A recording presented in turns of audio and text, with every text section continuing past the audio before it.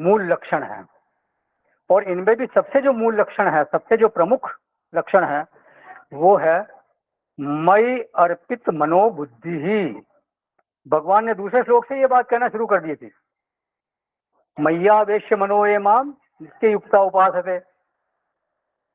तो चाहे कोई सोपाधिक प्रभु की उपासना करता हो, चाहे कोई निरुपाधिक रूप में उनकी उपासना करता हो, लेकिन ये एक आवश्यक शर्त है, आवश्यक बात है कि उसका मन अर्थात भक्त का मन प्रभु में लगना चाहिए, प्रभु में समर्पित होना चाहिए।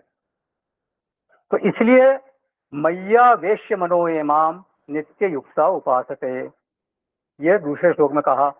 फिर 7वें श्लोक में फिर उन्होंने कहा मय्या वेशित चेतसाम, जिसका चित्त जो है मुझ में आवेशित है, मुझ में लगा हुआ है।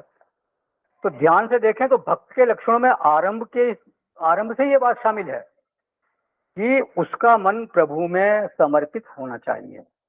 और फिर जब साधना बताई 8वें श्लोक से, तो फिर उन्होंने कहा, उसमें सबसे पहला वाक्य क्या है, मय्येव मन आधत्स्व मयि बुद्धिम निवेशय, मुझ में ही मन का को लगाओ और मुझ में ही बुद्धि का निवेश करो। तो इन तीनों श्लोकों में ये ध्यान रखने वाली बात है, मय्यावेश्य मनो एमाम, फिर मय्यावेशित चेतसाम और मय्येव मन आधत्स्व मयि बुद्धि निवेशय। ये तीनों श्लोक एक ही बात कह रहे हैं कि मन प्रभु में लगना चाहिए भक्त का। तो ये तो भगवान की ओर से मांग है, लेकिन यही जब किसी के जीवन में, किसी महापुरुष के जीवन में सिद्ध हो गया, तब उसका नाम क्या पड़ता है, मई अर्पित मनोबुद्धि ही। ये उसका नाम हो गया एक तरह से, जिसने मन और बुद्धि भगवान में अर्पण कर दिया। मई अर्पित मनोबुद्धि, ये उसका नाम है। माने भगवान जो चाहते थे वो उसने किसी ने अपने जीवन में सिद्ध करके दिखा दिया। भगवान का आदेश था मय्येव मन आधत्स्व मयि बुद्धि निवेश है, और ये आदेश किसी ने पूरा का पूरा करके दिखला दिया, मई अर्पित। और वो फिर क्या कहलाया, मई अर्पित मनोबुद्धि ही। और भगवान कहते हैं जो इस तरह का हो जाता है भक्त, जो मेरे में मन और बुद्धि को लगा देता है, जो मद भक्त समे प्रिय, ऐसा जो मेरा भक्त है वो मुझको प्रिय है।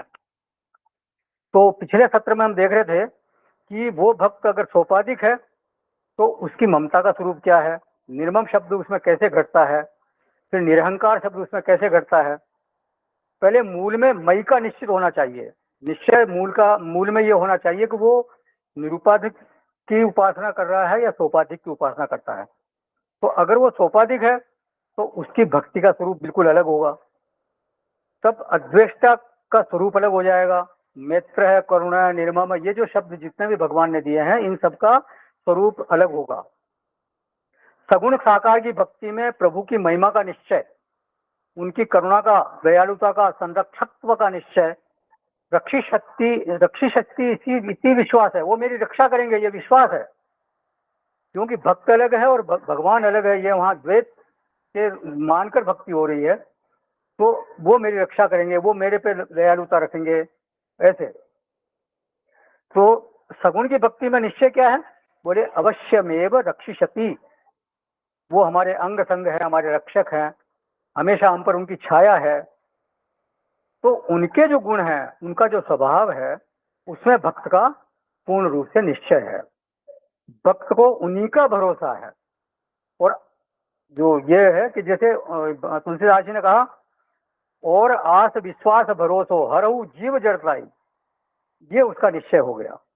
बस वो एक ही आशा है उनकी, एक भरोसो, एक बल, एक आस विश्वास, ये निश्चय हो गया। तो वह निश्चय का स्वरूप ऐसा है सगुण की भक्ति में। दूसरी बात, जो सगुण साकार का भक्त होता है, जो सोपाधिक का भक्त होता है, उसके जीवन में ऐसा देखने में आता है कि वो नियम निष्ठा का बहुत पक्का होता है, उसमें नियम निष्ठा बहुत प्रबल होती है। तो दृढ़ निश्चय शब्द वहां तक एक तरह से लगता है, उसके स्वयं में एक दृढ़ निश्चय होता है कि मेरे को ये करना है। उसका भोजन, उसका शयन, उसका भजन, इतनी माला रोज करनी है तो करनी ही है, इतना जप करना है, इतना मेरे को पूजा करनी है तो करनी है, दृढ़ निश्चय है। तो सगुण साकार के भक्त में ये बात दिखाई देती है, वो दृढ़ निश्चय होता है। सोपाधिक में दृढ़ निश्चय मतलब वो व्रती है, नियम निष्ठा का पक्का है, नियम पूरा करता है। सोपाधिक की भक्ति में जो है वो सब इन शब्दों का अर्थ इस तरह से हो जाएगा, ये बात ध्यान में रखनी है।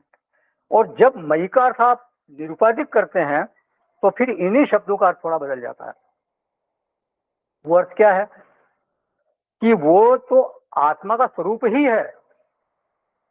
द्वेष रहित होना ये आत्मा का स्वरूप है, क्योंकि वो सर्व का आत्मा है। जब वो सर्व का आत्मा तो द्वेष किससे करेगा, जब कोई दूसरा है ही नहीं तो फिर राग द्वेष के लिए कोई स्थान है ही नहीं। द्वेष के लिए लघुता का बोध होना चाहिए, द्वेष के लिए परायापन चाहिए, इस बारे में चर्चा हो चुकी है। जबकि आत्मा इतना महान है कि उसमें लघुता का होने का तो प्रश्न ही नहीं है। वो सबका उसका स्वरूप क्या है? उसका स्वरूप मैत्र है, उसका स्वरूप है करुण, ये सब उसके स्वरूप है। निरहंकार का यह आत्मा का स्वरूप है। अहंकार कहाँ होता है? जीव में होता है। आत्मा जीव नहीं है तो उसमें अहंकार का लेश भी नहीं है। आत्मा कैसी है? उपदेश सार में कहा भगवान रमण महर्षि ने, अहम अपेतकम। अपेतकम माने निरहंकार, बिल्कुल अहंकार रहित है। तो निरहंकार का जो है वो आत्मा का स्वरूप है।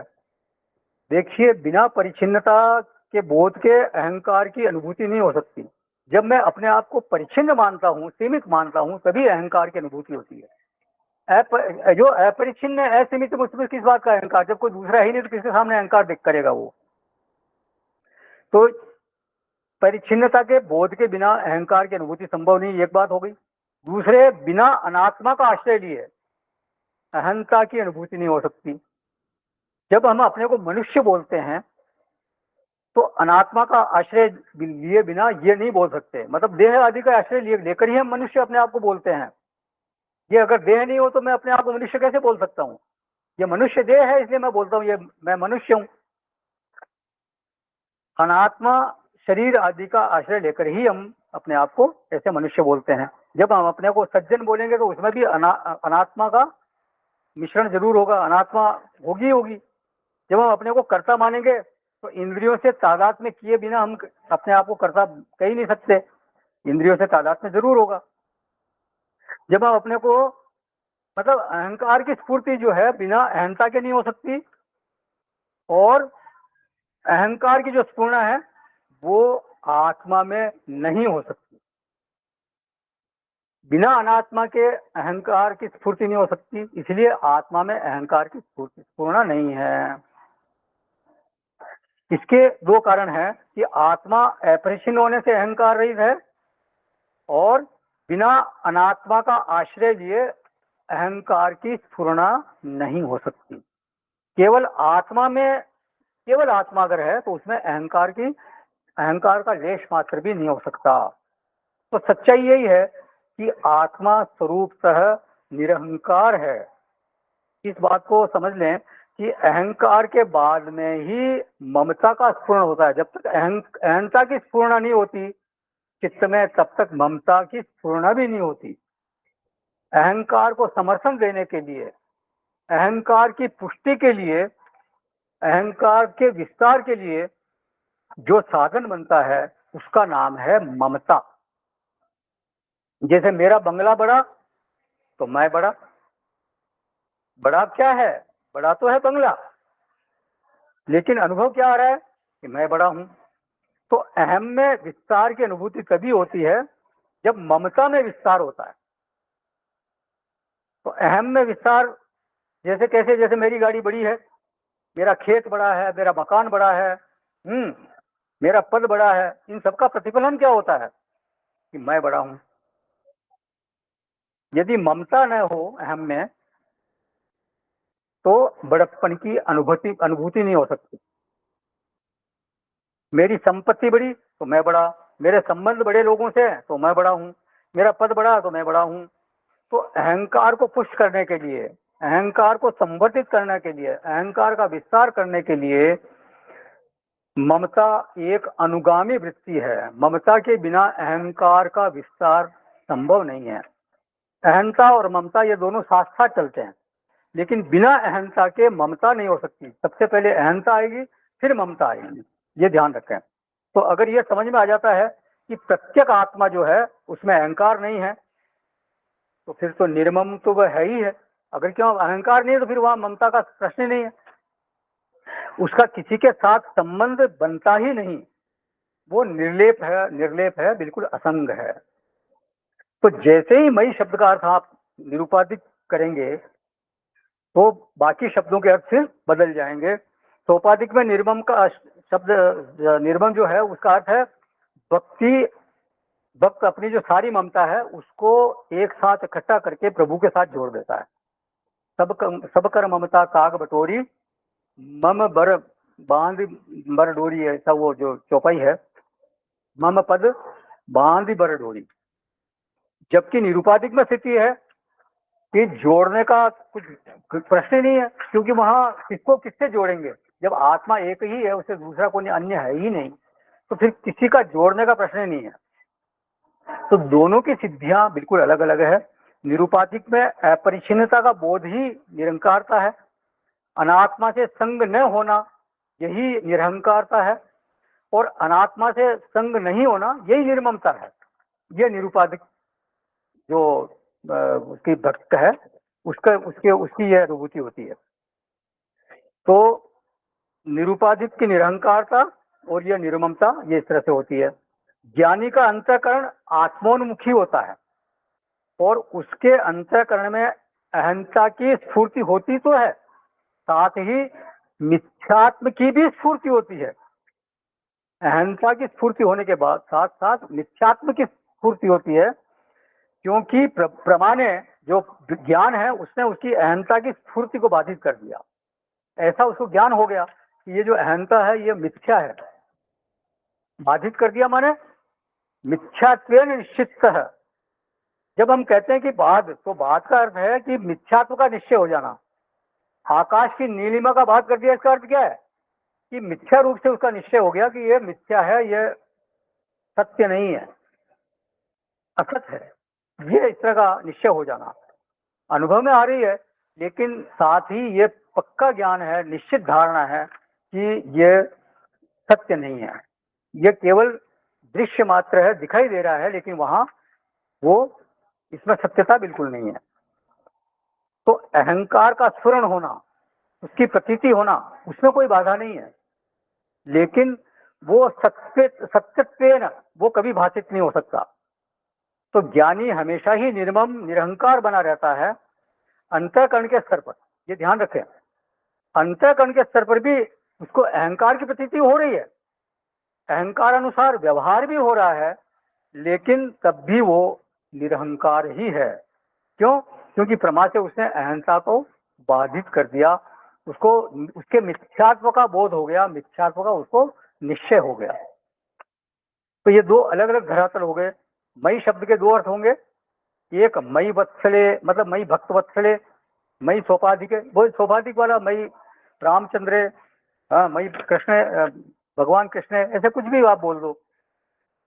तो सोपाधिक की तो भक्ति ये होगी, और दूसरा जो निरुपाधिक है वो मई चिन्मय, मई विशुद्ध चेतने, निर्विकारे, ऐसे। तो ये दोनों अलग अलग धरातल के भक्त हैं और दोनों की अनुभूतियां भी अलग अलग होगी। अब हमारे लिए इन शब्दों से क्या आदेश बनता है? तो यदि हम भक्ति की साधना करते हैं तो द्वेष का जीवन जो है हमारे लिए ठीक नहीं है, ये बिल्कुल हमें ध्यान रखना चाहिए। सबके प्रति मैत्री का भाव होना चाहिए, सबके प्रति करुणा होनी चाहिए, कठोरता या निष्ठुरता हमारे स्वभाव में नहीं होनी चाहिए। फिर संसार के प्रति जो ममता है उसको धीरे धीरे हटाकर उस ममता को भगवान के साथ जोड़ना चाहिए। हर जगह मैं नहीं, ये मैंने किया, ये वो मैंने किया, मैंने इससे लिया, उसको दिया, ऐसा नहीं। थोड़ा सा जीवन जो है वो गीता के अनुसार अपने को जीने की कोशिश करनी चाहिए। अगर जो जिस पुराने ढर्रे से जीवन चला रहा है, पहले जो जिस ढर्रे से चल रहा था उसी ढर्रे पर अगर हम चल रहे हैं, उसी ढर्रे पर यदि हमारा जीवन चल रहा है, तो फिर फायदा क्या हुआ हमारे इसमें सत्संग का और गीता पढ़ने का? तो गीता का जीवन क्या है कि जो ये भगवान ने उपदेश किया है, भक्त के लक्षणों का उपदेश किया है, उनके सारे लक्षण बताए हैं, वो हमारे जीवन में उतरने चाहिए। केवल सुनने तक की या केवल पढ़ने तक की नहीं रह जाना चाहिए, उनका धीरे धीरे हमारे जीवन में एक प्रभाव आना चाहिए।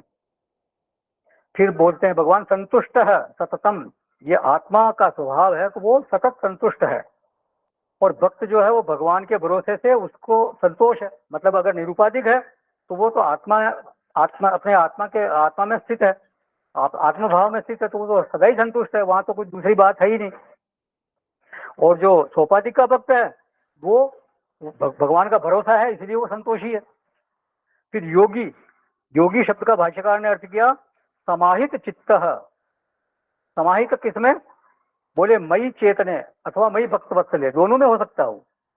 तो योगी शब्द भी दोनों दोनों तरफ से बनेगा, दो लेवल पर होगा। यथात्मा शब्द का तो एक ही अर्थ रहेगा, व्यक्तित्व उसका अनुशासित है, उसकी इंद्रियां संयमित है, उसका जो व्यवहार है वो बिल्कुल संयमित है, जो वाणी है उसमें उसका संयम है, देखने सुनने में सब में उसका पूरा संयम बना हुआ है, पूरा व्यक्तित्व एकदम अनुशासित है। दृढ़ निश्चय, इसमें भी दो लेवल उसी तरह से बनेंगे, सोपाधिक और निरूपाधिक के। तो दृढ़ निश्चय की चर्चा हो चुकी है। सोपाधिक जो भक्त है उसका दृढ़ निश्चय है, तो उसकी नियम निष्ठा बिल्कुल पक्की है, भगवान की कृपा में उसका निश्चय है, भगवान के भरोसे में निश्चय है, और अपने नियम का पूरा पक्का है। फिर जो निरुपाधिक है वो आत्म तत्व के विषय में उसका अध्यवसाय, मतलब आत्मा का जो स्वरूप है उसमें उसका संशय विपर्य रहित निश्चय है, कोई संशय नहीं है, किसी प्रकार का कोई उलझन नहीं है वहां पे, मेरा स्वरूप ऐसा ही है, ये उसका निश्चय है, ये है दृढ़ निश्चय है। तो एक जगह भरोसे में निश्चय है, मतलब जो सोपाधिक है वो भगवान के भरोसे में उसका निश्चय है, और एक जगह उसका स्वरूप निश्चय है, आत्म तत्व में निश्चय है। एक जगह नियम निष्ठा में आग्रह है, एक जगह स्वरूप निष्ठा में आग्रह है। तो ये दोनों अलग अलग धरातल वाले जो भक्त हैं उनकी चर्चा हो गई।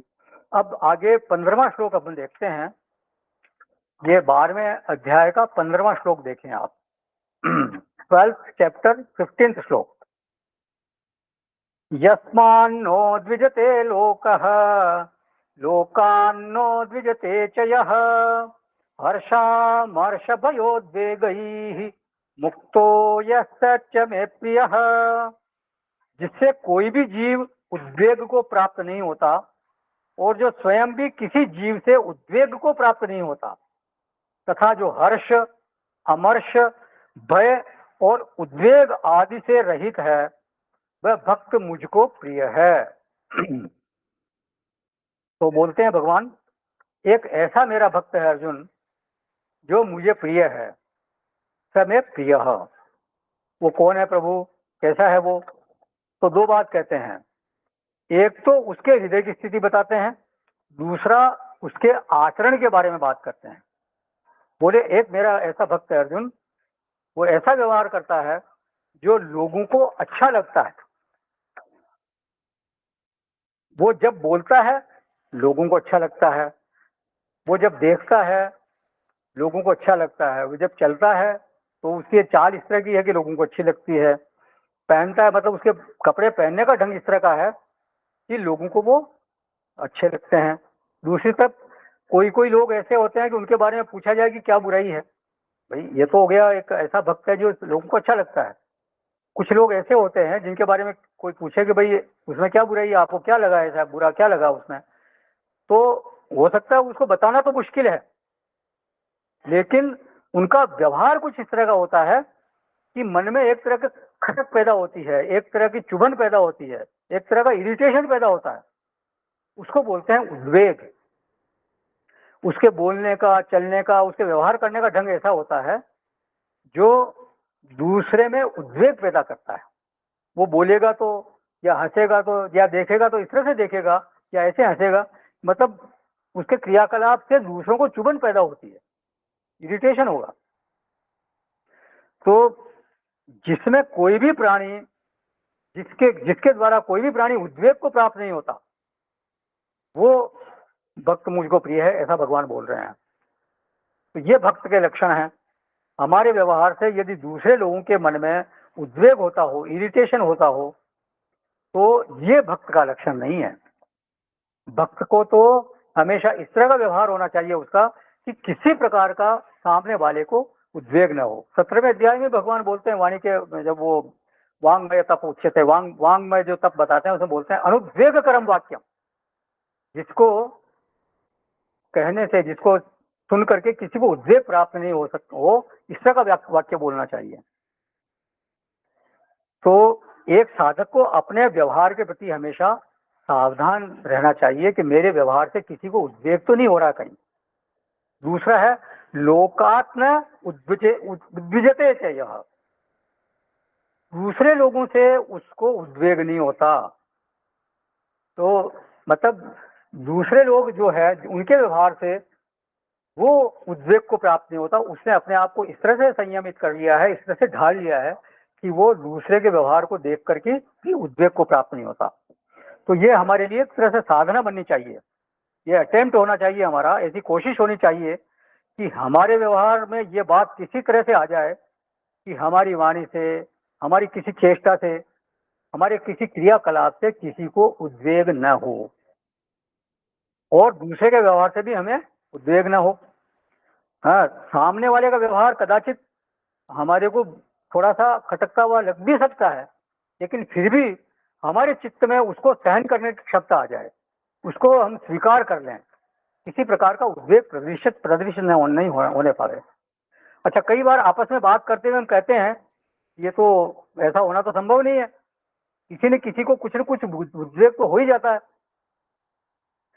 तो लोगों को अगर उद्वेग हो रहा है तो ये उनके स्वयं के संस्कारों के कारण हो रहा है, ऐसा लोग बोलते हैं कई बार। लोगों को अगर परेशानी हो रही है तो ये उनकी गलती है, उनकी प्रॉब्लम है, हमारी क्या गलती है इसमें, हमने तो जो सही था उसने कह दिया। तो हम ऐसा सर्टिफिकेट अपने आप को देते हैं कई बार। तो फिर ऐसा अगर हम करते हैं तो इससे क्या है कि जो सुधार करने की गुंजाइश है वो कम हो जाती है, अपने सुधार करने का भाव है वो आ नहीं पाता, वो कहीं ना कहीं छूटता है और हम सुधार करने की चेष्टा नहीं कर पाते। तो ये नहीं होना चाहिए। हम अपने आप को, हमारे को आत्मनिरीक्षण करते रहना चाहिए कि मेरे व्यवहार से कहीं दूसरे को परेशानी तो नहीं हो रही है। मैंने पहले भी कई कहा होगा, एक संस्कृत में आता है, श्लोक आता है, सत्यम ब्रूयात प्रियम ब्रूयात न ब्रूयात सत्यम अप्रियम प्रियंच नानितम ब्रूयात ऐसा धर्म सनातन है। तो क्या है कि सत्य बोले लेकिन वो प्रिय बोले हैं, अप्रिय सत्य न बोले। जैसे किसी के घर में हमारे मार साहब जो थे, वो हमारे टीचर थे, वो उदाहरण दिया करते थे कि किसी के घर मतलब एक लड़के के जिया जी आए तो उसने जाके थोड़ा जो हमारे राजस्थानी बोली है उसमें कुछ इस तरह से बोला कि मामा मेरी जीजी का वो हस्बैंड आया, मतलब उस तरह से बोला। उसको ये ऐसे नहीं बोलना चाहिए था, उसको आदर सूचक शब्द में बोलना चाहिए था, मेरे जीजा जी आए हैं, मेरे बहनोई जी आए हैं। बात उसने सत्य कही है लेकिन वो अप्रिय थी। तो उसी तरह से हमारे को भी ध्यान रखना चाहिए कि मेरे बोलने से किसी को कुछ कष्ट तो नहीं हो रहा है, किसी को कुछ बुरा तो नहीं लग रहा है। तो ये भाव रखने की बजाय भाव ये रखना है, ये सच है कि उद्वेग अपने संस्कारों के कारण होता है, ये बात ठीक है, लेकिन ये भी सच है कि दुनिया में कुछ लोग ऐसे भी होते हैं जो प्राय सभी को प्रिय लगते हैं। अगर आप ये कहते हो कि भाई ये तो उनके संस्कारों के कारण हो रहा है, ये हमारे प्रॉब्लम नहीं, उनकी प्रॉब्लम है, अगर उनको बुरा लगता तो लगा करे, हम तो सच बोलेंगे। तो कुछ लोग ऐसे भी तो होते हैं कि जिनको सभी लोग पसंद करते हैं, वो सभी लोगों के प्रिय होते हैं, उनका विनय है, उनका सेवा भाव है, उनकी निर्भिमानता है, उनकी शुचिता है, उनका अनुशासन है। उनमें कुछ तो ऐसी बात होती है जो सभी को अच्छी लगती है, वो सभी को प्राय मान देते हैं, उनसे प्रेम करते हैं। तो क्या वो सभी के अनुकूल है क्या? भाई ऐसा भी तो हो, सबके संस्कारों के अनुकूल तो नहीं हो सकते, कोई हर एक आदमी हर एक के संस्कार के अनुकूल हो, ये जरूरी नहीं है। लेकिन उनमें जो है कुछ गुण ऐसे होते हैं जो सभी को प्रिय लगते हैं। जैसे विनम्रता से बात करना, दूसरों की बातों को ज्यादा सुनना, अपनी कम सुनाना, यह भी एक बहुत बड़ा गुण है। सामने वाला अगर बोल रहा है तो उसको पूरा सुनो, आप अपनी बात कम करो, अपने बात कम सुनाओ उसको, वो उसको अच्छा लगेगा। फिर दूसरों को आदर देना ये सबको प्रिय है, सत्य बोलना ये सबको प्रिय है, अनुशासन में रहना, संयम में रहना ये सबको प्रिय लगता है। माने कुछ ऐसी चीजें हैं ये जो सबको प्रिय होती हैं। इनको बोलते हैं सार्वजनीन मूल्य।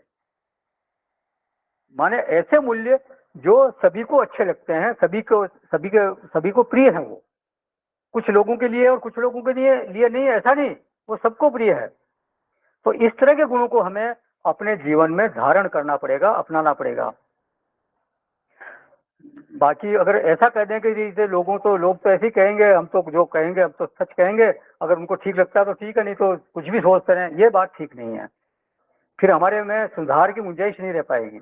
हमारे को दूसरों का ध्यान रखना है, उनके हमारे कारण कहीं अगर कोई दूसरा हमारे को बोले इस तरह से और हमारे को थोड़ा सा कटु अनुभव हो या उनका व्यवहार अच्छा ना लगे, तो फिर हमारे को उस बात को अपने ऊपर लेकर के कि भाई मैं अगर दूसरा मेरे को ऐसा बोलता तो कैसा लगता, तो मैं दूसरे के साथ ऐसा व्यवहार न करूं जिससे कि उसको बुरा लगे।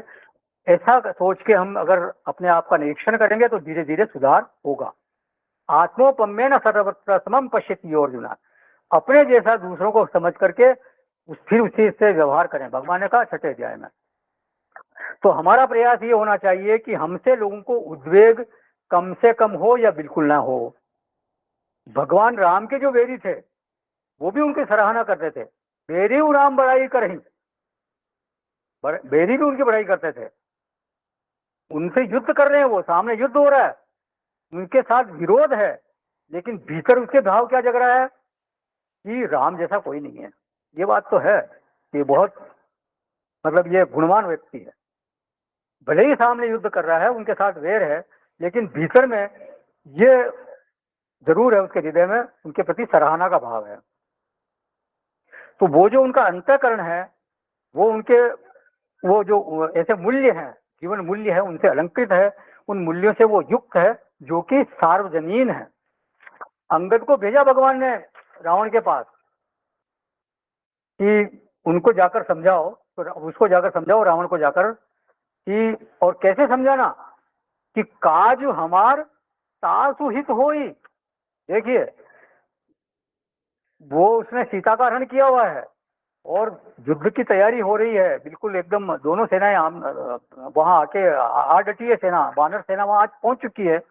फिर भी भगवान राम उनको भेजते हैं अंगद जी को कि जाओ उसको समझाओ जिससे कि हमारा तो काम बन जाए और उसका हित हो।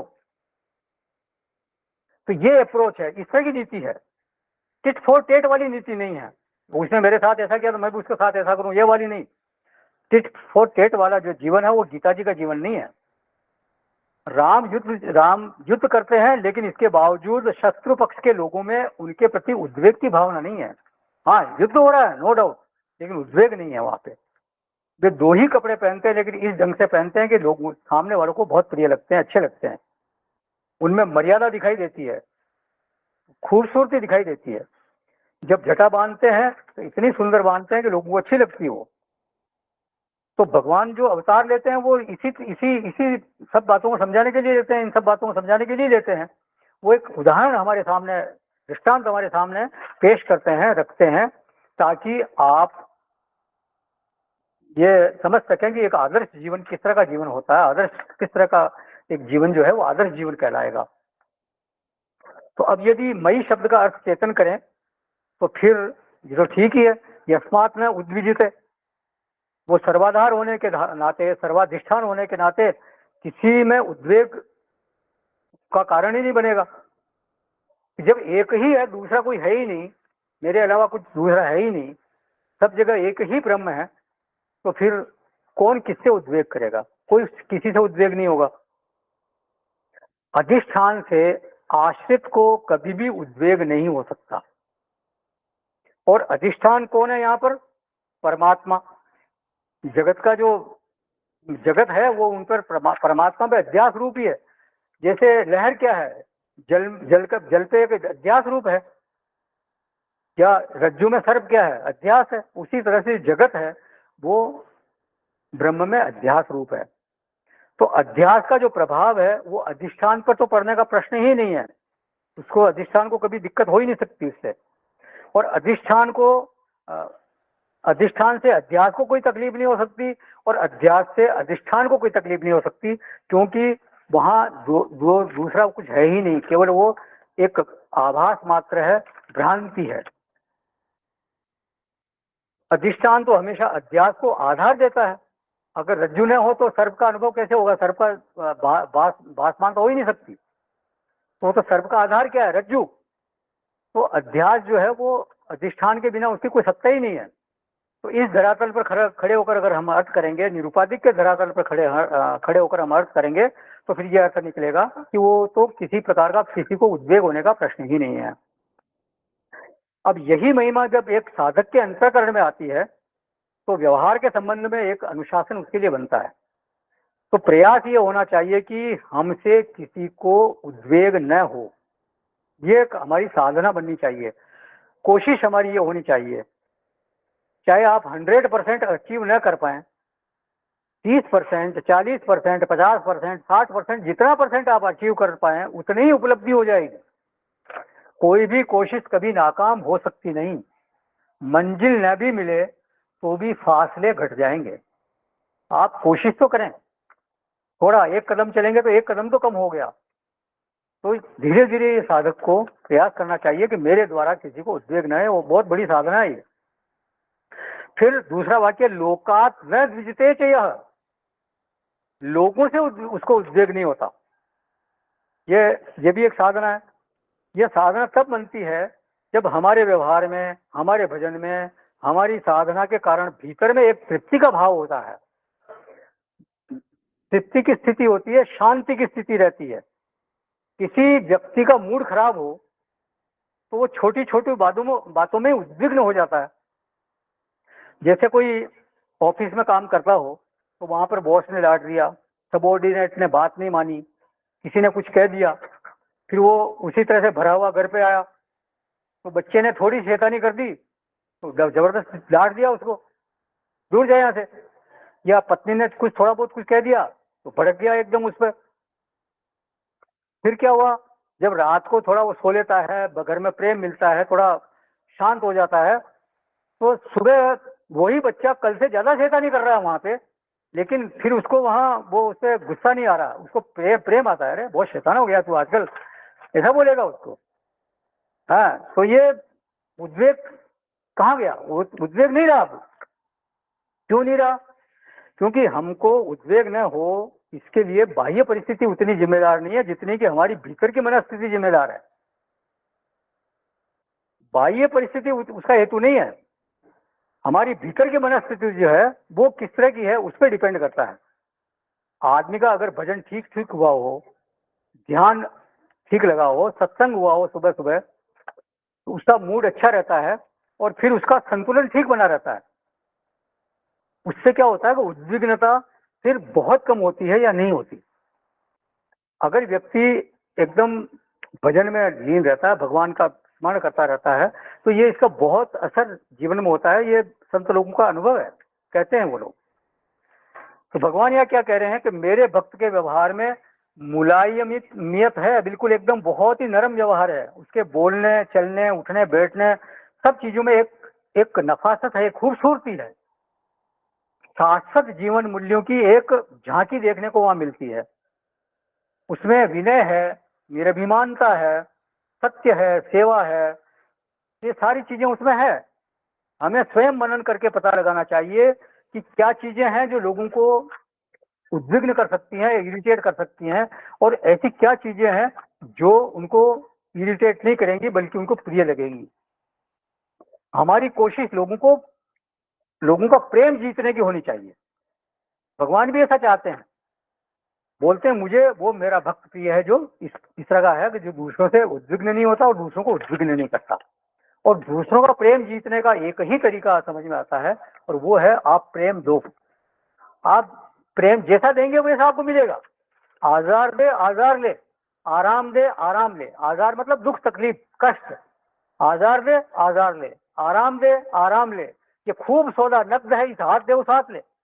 आप जो दोगे वो मिलेगा, ये बात पक्की है। तो उद्विग्नता को कम करने का एक ही साधन है, भगवान का भजन, भगवान की भक्ति। भजन के बिना जो इरेटिबिलिटी का एलिमेंट है, जो उद्विग्नता का जो तत्व है, वो नीचे नहीं लाया जा सकता। जो गलत तरीके से जीवन जीते हैं उनमें ये जो उद्विग्नता है उसकी मात्रा बहुत ज्यादा होती है। वो उसके उसके उसका लेवल जो है, इरिटेबिलिटी का लेवल हमेशा उसका बढ़ा ही रहता है। कोई अशुद्ध जीवन जी रहा हो, अशुद्ध उसका खान पान हो, अशुद्ध तरीके से सोना जागना हो, तो ऐसे व्यक्ति में उद्विग्नता का लेवल, इरिटेबिलिटी का लेवल बहुत ज्यादा होगा। लेकिन जो भजनानंदी है, रोज जप करता है, पूजा आदि करता है, ध्यान करता है, उसकी उद्विग्नता का लेवल कम होगा, उसकी उद्विग्नता पर उसका बहुत नियंत्रण होगा, वो नियंत्रण करने में सफल होगा। तो भजनानंदी के जीवन में जैसी अनुद्विग्नता होती है, वैसी उद्विग्नता साधारण लोगों के जीवन में नहीं होती। ये बिल्कुल जांची परखी बात है। साधारण लोग क्या करते हैं, सुबह सुबह गर्म चाय मिल जाए, अखबार लेके पढ़ रहे हैं और बाहर चिड़िया बोल रही है, लॉन में बैठे हैं, हाँ, तो उससे उनका थोड़ा शांति महसूस होती है, उनकी इरिटेबिलिटी का जो लेवल है वो थोड़ा डाउन रहता है। तो ये भी एक तरीका है उसको लेवल कम करने का, इरिटेबिलिटी का लेवल कम करने का। हाँ, कई लोग घूमने जाते हैं, टहलने जाते हैं, बाहर प्राकृतिक दृश्य देखते हैं सुबह सुबह, तो इससे उनके मन को शांति रहती है, उद्विग्नता कम होती है। ये भी एक तरीके हैं, लेकिन ये लोअर लेवल के तरीके हैं। जो उच्च कोटि का तरीका वो तो यही है, बिल्कुल भगवान का भजन। तो उद्विजते न उद्विजते च यह, भगवान राम के सामने एक से एक विकट परिस्थिति आती है। वाल्मीकि जी कहते हैं धैर्य हिमानानी समुद्र में गांभीर्यम। राम जी का धैर्य कैसा है, बोले हिमालय जैसा, और उनकी गंभीरता कैसी है, समुद्र जैसी, जिसमें नदियां आके समा जाती है लेकिन वो उछलता नहीं है। तो ऐसा कोई महामानव, ऐसा कोई महापुरुष, विराट व्यक्तित्व जिसका है, परिस्थितियां आकर के उसमें समा जाए और उसके चित्त में बिल्कुल विक्षोभ न हो, बिल्कुल किसी प्रकार की हलचल न हो, मर्यादा का उल्लंघन न हो, वो है ऐसा भक्त जो कि उद्विग्न नहीं होता। न उद्विजते, दूसरे अध्याय में बोला भगवान ने, आपूर्य मानम चले प्रतिष्ठम समुद्र माप प्रविशंत यद्वत यद्वत कामायम प्रविशंत सर्वे स शांति मापनोते न काम कामी। जैसे नदियों का जल समुद्र को विचलित किए बिना उसमें समा जाते हैं, कितनी नदियां आकर उसमें समा जाए, लेकिन समुद्र का जो लेवल है वो बढ़ता नहीं है, वो ही बना रहता है। तो ऐसे ही सारे भोग जिस ज्ञानी में बिना उसको विचलित किए उसमें समा जाते हैं, हाँ, वो शांति को प्राप्त होता है। तो ये तो व्यवहार का अनुशासन हो गया कि इस तरह का व्यवहार उसका होना चाहिए कि वो दूसरे से उद्विग्न न हो और दूसरों को उद्विग्न न करे।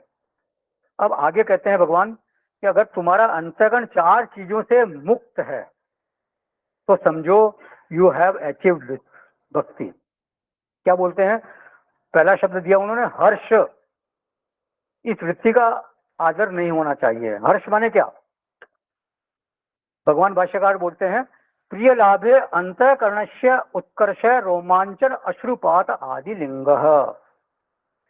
बोले प्रिय का लाभ होने पर, हमारी चाहिए हुई वस्तु अगर हमारे को मिल जाए तो अंतःकरण में एक उत्कर्ष होता है, एक उत्साह होता है, एक प्रफुल्लता आती है, एक एक बहुत उछलने का भाव आता है, वह मजा आ गया ऐसे। और उसके रोमांच और अश्रुपात आदि जिसके चिन्ह है, मतलब कई बार ऐसे लोगों को इतना हर्ष होता है कि वो बहुत रोमांचित हो जाते हैं या आंसू आ जाते हैं हर्ष के मारे, देखा होगा आपने कहीं। तो ऐसा जो प्रफुल्लता आती है वो जो हर्ष की वृत्ति है उसको कहते हैं हर्ष की वृत्ति। और ये हर्ष की वृत्ति राजसिक वृत्ति कही है शास्त्रों में। महाराज जो मनु है उन्होंने लिखा रिष्टो दर्प्यति, हर्ष जो है उस वृत्ति का परिणाम होता है दर्प। दर्प माने आपको थोड़ा गौरवान्वित होने का भाव आता है, अपने आप को गौरवान्वित अनुभव करना, अपने आप को थोड़ा बड़ा अनुभव करना, थोड़ा सीना फूल गया कि मैं भी कुछ हूं, हाँ, ऐसा भाव आता है कि मैं बहुत मजा आ गया बस। तो रिष्टो दर्प्यति और दीप्त धर्मम अतिक्रामति, एक बार दर्प आ गया, उसके बाद धर्म का अतिक्रमण होता है। बोले आज तो खुशी का दिन है, बस आज तो हो जाए दो पेग, ऐसे कई लोग करते हैं, तो आज खुशी है तो बस ऐसे खुशी मनाएंगे। माने खुशी के दिन हमसे वो इस तरह से अधर्म भी हो सकता है, इस तरह का अधर्म हो सकता है जो साधारणतः सामान्यतः हम नहीं करते। तो इस तरह की खुशी को बोलते हैं हर्ष। आपने सुना होगा कई बार जो है शादी ब्याह होता है तो लोग वो बंदूक लेके वैसे फायर करते हैं खुशी के मारे, और ऐसे फायर करने से कई बार किसी किसी की जान भी चली जाती है, गलत निशान, गलत तरह से गोली चली गई और मर गया आदमी। तो ये हर्ष की वृत्ति है, तो इसको शास्त्रों में बहुत अच्छा नहीं माना गया। ये ध्यान रखें, हर्ष जो है वो प्रसन्नता का नाम नहीं है। प्रसन्नता अलग चीज है, प्रसन्नता सात्विक वृत्ति है, जबकि हर्ष जो है वो राजसिक वृत्ति है। एक परिस्थिति आई, कोई एक इस तरह की खुशी की, और बहुत उछल रहे हैं, बहुत ज्यादा खुशियां मना रहे हैं, हाँ चारों तरफ मतलब बाजे बजवा रहे हैं कि चलो आज वो करते हैं जो रोज नहीं करते, बस आज खुशी मनाएंगे। तो धर्मम अतिक्रामति, तो इसलिए इसको बहुत अच्छा नहीं माना जाता। आगे भगवान बोलेंगे जो न रिष्यति न द्वेष्टि, हाँ ऐसे बोलते हैं, जो इष्ट की प्राप्ति में हर्षित नहीं होता।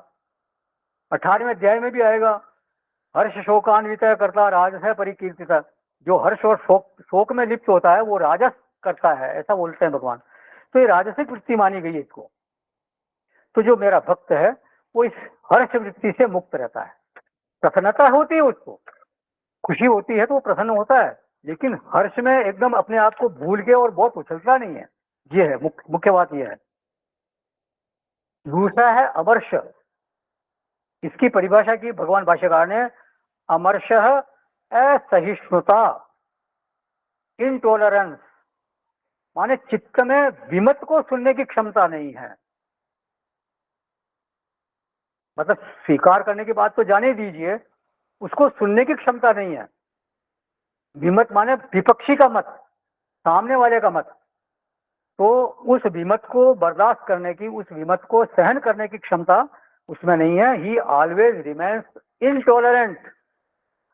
तो अमर्ष माने चित्त की एक उत्तेजना की स्थिति बन रही है वहां पे। कई बार दूसरे की उपलब्धि को मन स्वीकार नहीं कर पाता, सहन नहीं कर पाता। किसी को प्रसन्नता मिली, आनंद मिला, तो हमारा मन उसकी प्रसन्नता को बर्दाश्त नहीं कर पाता। तो यह है, कहलाता है अमर्ष। जलन तो नहीं होती, मतलब ईर्ष्या और अमर्ष में थोड़ा सा सामान्य सूक्ष्म भेद है। ईर्ष्या में जलन होती है, इसमें जलन नहीं है, लेकिन वो स्वीकारोक्ति नहीं है, उसको अच्छा नहीं लगता, बस इतनी सी बात है। किसी को प्रसन्नता मिलती है, किसी को उपलब्धि मिली, उससे हमारा मन एक तरह से खिन्नता का अनुभव करता है, बस जलता नहीं है। ये सूक्ष्म भेद है। तो ये अमर्ष है। तो अगर किसी में अमर्ष की स्थिति है, इसका मतलब है कि उसमें साधना की कमी है। लोग भजन को मजाक समझते हैं, भजन तो चित्त में गहराई बनाता है, चित्त में एक गांभीर्य पैदा करता है। तो हर्ष अमर्ष। फिर आगे शब्द दिया उन्होंने, भय। तो भय के मारे कई बार आदमी जो जीवन में ऐसा कार्य कर बैठता है जो उसको नहीं करना चाहिए। आप देखिए, निर्मम जो निर्भय व्यक्ति होता है उसका व्यवहार बिल्कुल सहज होता है। भयभीत व्यक्ति जो है वो अपने आप को हमेशा इनसिक्योर महसूस करता है, असुरक्षित महसूस करता है, और इनसिक्योरिटी मिटाने के लिए, उस असुरक्षा की भावना को मिटाने के लिए वो कई बार उल्टी सीधी हरकतें करता है। कभी चिल्लाता है, कभी अंट शंट गाने गाता है, उछलता कूदता है, मतलब कुछ भी करता है ऐसा जो वैसे साधारण स्थिति में वो नहीं करता। तो उसके व्यवहार में एक तरह से सीधापन नहीं होता। भय का वास्तव में कारण क्या है? भय होता है या तो निषिद्ध आचरण से, कोई आपने निषिद्ध आचरण किया जो आपको नहीं करना चाहिए, उससे भय होगा, या फिर असमर्थता से। मतलब अगर कोई ऐसी परिस्थिति आ रही है, आपने कोई निषिद्ध आचरण कर दिया, और फिर उसके कारण कोई ऐसी परिस्थिति आ रही है जिसको आप सॉल्व करने के लिए या उस परिस्थिति से निपटने के लिए आप में सामर्थ्य नहीं है, तो फिर आपको भय होगा कि पता नहीं क्या होगा। मतलब एक डर जो है हमेशा चित्त में बना रहेगा। तो बाहर से भले वो भय रहित दिखेगा व्यक्ति, लेकिन वो हमेशा भीतर से भयग्रस्त रहेगा। और कोई अवांछित घटना जैसे घटने वाली, और उसमें अगर सामर्थ्य नहीं है हमारी, तो उससे भी भय रहेगा। तो जो भक्त है वो कभी निषिद्ध आचरण नहीं करता, उसका स्वभाव ही नहीं है निषिद्ध आचरण करने का, और उसके पास भगवान का सहारा है। वो कोई भी इस तरह की परिस्थिति आती है तो वो भगवान को याद करता है कि मैं, भगवान जो है कुछ न कुछ कर देंगे मेरे लिए, उसको पूरा भरोसा है वहां पे। इसलिए वो अपने आप को कभी भी असमर्थ अनुभव नहीं करता। भगवान का आश्रय हो तो फिर भय किधर रहेगा, हमारे साथ है रघुनाथ, फिर किस बात की चिंता, ये उसका भाव रहता है। तू अपनी राह चलता जा, न डर ठोकरों से, ये बंदे, खुदा जिसका सहारा है बशर वो गिर नहीं सकता, कभी उसका कल्याण हो ही नहीं सकता। ये इसको उसका बिल्कुल निश्चय रहता है। और एक बात और है, व्यावहारिक जगत में जब हम किसी को भय देने की बात करते हैं, मतलब दूसरों को भय देने की अगर बात करते हैं, सोचते भी है, माने दूसरे को भय देने का सोचते भी हैं, तो उसमें से सॉरी उसमें से जो भय है वो लौट के हमारे पास वापस आता है। भय देने वाला कभी निर्भय नहीं हो सकता। आप किसी को भय दोगे तो निश्चित रूप से आपको वापस भय मिलेगा ही मिलेगा। हाथ उसके भी होंगे यकीनन जख्मी जो कांटे मेरी राहों में बिछाएगा, उसके भी हाथ कांटों में से जख्म तो होंगे ही होंगे उसको। तो भय देने वाला कभी भी निर्भय नहीं हो सकता। ये जितने भय देने वाले बदमाश लोग हैं ना, वो रात को ठीक से सो नहीं पाते। आप जानते होंगे गैंगस्टर्स हैं या जो डाकू लोग हैं, उनका जीवन कैसा है, बहुत ही कष्टमय जीवन होता है उनका।